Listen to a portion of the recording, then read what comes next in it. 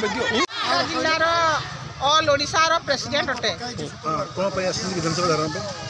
आज्ञा आमर दाबी पूरण करने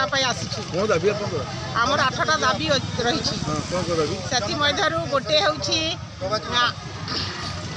गोटे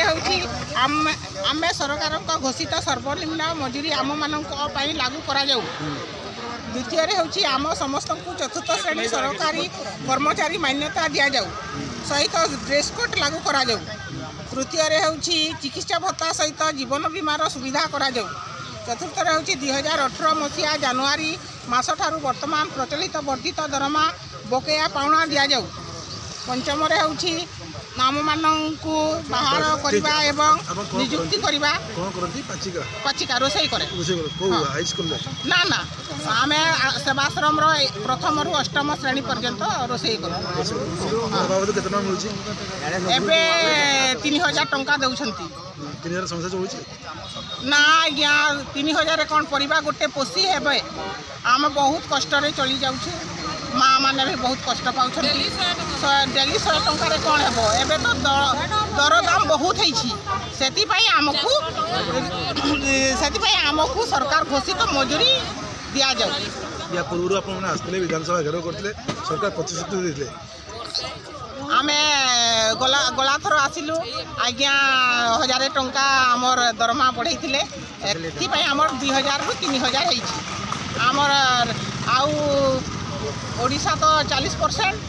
केंद्र 60% आम केंद्र पैसा पाई ना से आम दाबी कर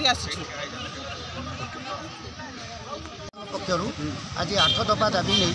आम विधानसभा सम्मुखें शांतिपूर्ण भाव में विक्षोभ प्रदर्शन कर दाबी है प्रथम एम 1000 टंका माननीय मुख्यमंत्री बढ़ाई से आम धन्यवाद देवा सहित आम आपत्ति करुँ आउ कि पैसा वृद्धि करा जाऊ कारण सर्वनिम्न मजूरी हिसाब से दि जाऊ कारण से सकाल 9टार आसुँच